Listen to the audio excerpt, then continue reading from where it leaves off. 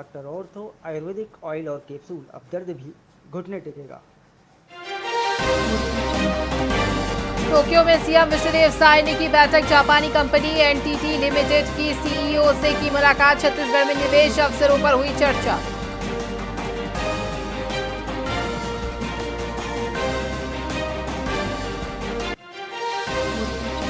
CM Vishnudeo Sai ने जीईटीआरओ प्रतिनिधियों से की मुलाकात। आईटी, टेक्सटाइल और एरोस्पेस पर हुई चर्चा।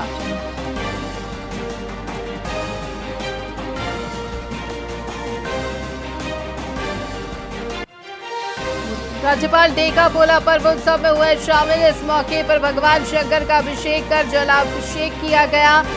छत्तीसगढ़ के पारंपरिक त्योहार पर दी शुभकामनाएं।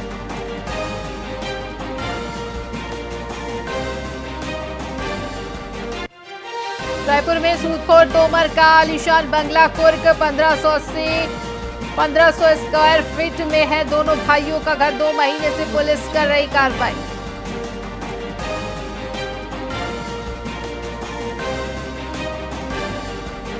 रायपुर में चॉकलेट गुटखे की पाउच में ड्रग सप्लाई। हेरोइन के साथ सीए छात्रा पकड़ाई। 2.5 साल में 2 करोड़ का ड्रग्स बेचा।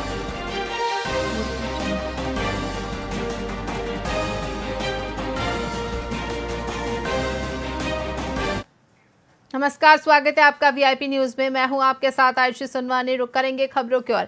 सहकार भारती द्वारा रायपुर में 2 दिवसीय राष्ट्रीय बुनकर अधिवेशन का आयोजन किया गया। ये देश में अपनी तरह का पहला अधिवेशन है जिसमें 28 राज्यों से 1000 से अधिक बुनकर प्रतिनिधि भाग ले रहे हैं। उद्घाटन सत्र में उप मुख्यमंत्री अरुण साव, सहकारिता मंत्री केदार कश्यप और श्रम मंत्री लखनलाल देवांगन शामिल हुए। सहकारिता मंत्री केदार कश्यप ने बताया कि छत्तीसगढ़ में लगभग 20,000 हथकरघा कार्यरत हैं, जिनसे 60,000 से अधिक लोगों को रोजगार मिल रहा है। राष्ट्रीय बुनकर अधिवेशन 2 दिवसीय रायपुर में आयोजित है। उद्घाटन सत्र प्रारंभ हुआ है। देश भर से 1000 बुनकर इस अधिवेशन में शामिल होने वाले हैं। सहकारिता एक ऐसा क्षेत्र है जिसके माध्यम से न केवल स्वरोजगार, सामान्य लोगों की आर्थिक तरक्की वरन देश की आर्थिक मजबूती भी सहकारिता के माध्यम से आ सकती है।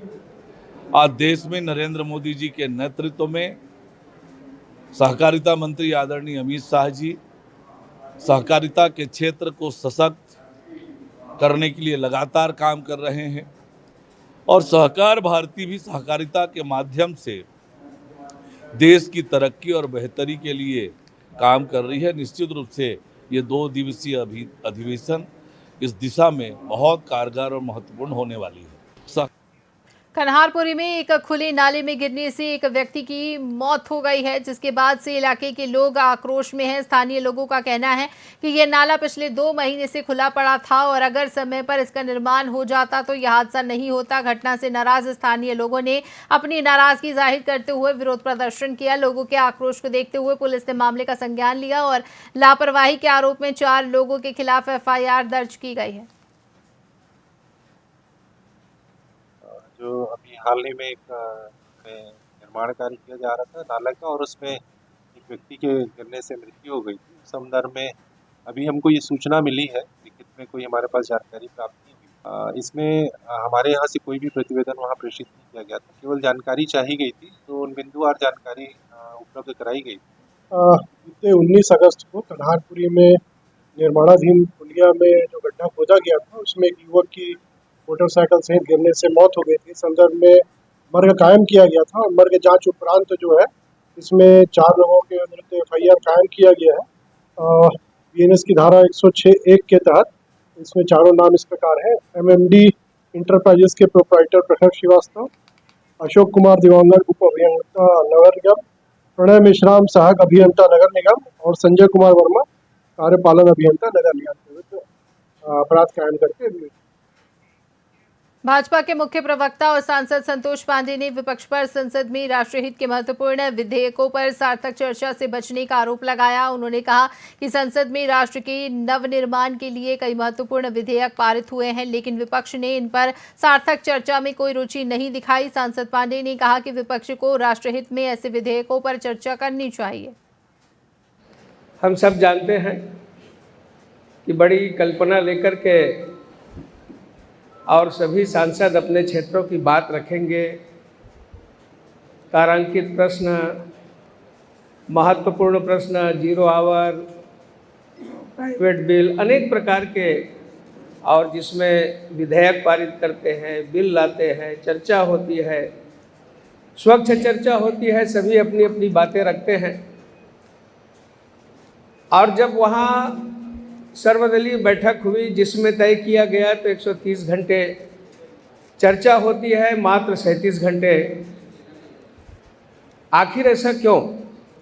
तो जिस प्रकार से विपक्ष का जो प्रदर्शन रहा है और जो इन्होंने SIR को लेकर के समय समय पर अलग अलग मुद्दों को लेकर के उन्होंने जो गर्भगृह में जाना और पेपर फाड़ कर फेंकने का काम, बोलने वाले के पास नज़दीक जाकर के स्पीकर में चिल्लाने का काम, ये भारत जैसी जहां स्वस्थ लोकतंत्र और परंपराएं रही है उसके साथ खिलवाड़ करने का काम विपक्ष ने किया है।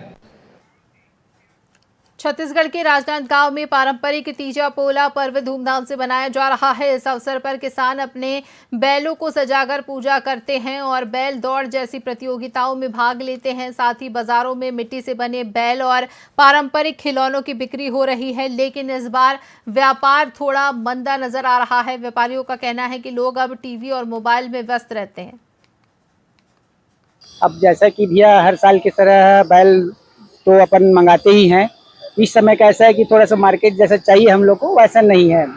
बाजार को जो देखना चाहिए कि जैसे कल का पोला है, आज हमारे पास व्यस्तता रहनी चाहिए थी, तो मगर मार्केट खाली है। जैसे वही पुराना ही रेट है, उसमें 5 से 10 रुपए का अंतर आया है। जैसे चक्की 30 रुपए का है।